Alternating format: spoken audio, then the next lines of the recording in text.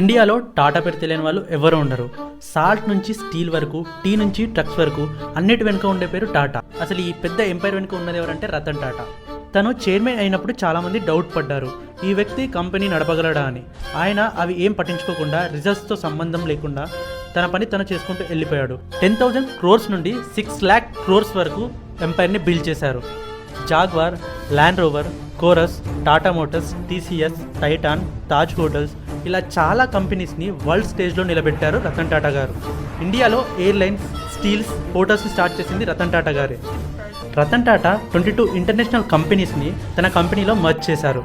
రతన్ టాటా గారికి ఒక డ్రీమ్ ఉండేది. మిడిల్ క్లాస్ ఫ్యామిలీస్ కోసం ఒక కార్ని తయారు చేయాలి అని చెప్పి నానో కార్ని తయారు చేశారు. బట్ కొన్ని రీజన్స్ వల్ల నానో కార్ అనేది ఫెయిల్ అయ్యింది. రతన్ టాటా గారి నేమ్ వరల్డ్ రిచెస్ట్లో అస్సలు కనిపించలేదు. ఎందుకంటే తన లైఫ్ మొత్తం చారిటీస్ అని, డొనేషన్స్ అని అన్నీ ఇచ్చేశాడు. ఇండియాలో టాటా బ్రాండ్ అంటే ఫస్ట్ గుర్తొచ్చేసి ట్రస్టే. ఎందుకంటే రతన్ టాటా తన కంపెనీ ద్వారా వచ్చిన ప్రాఫిట్స్ని మళ్ళీ సొసైటీ కోసమే ఖర్చు పెట్టారు. స్కూల్స్, హాస్పిటల్స్, ట్రస్ట్స్ అని ఎన్నో చేశారు.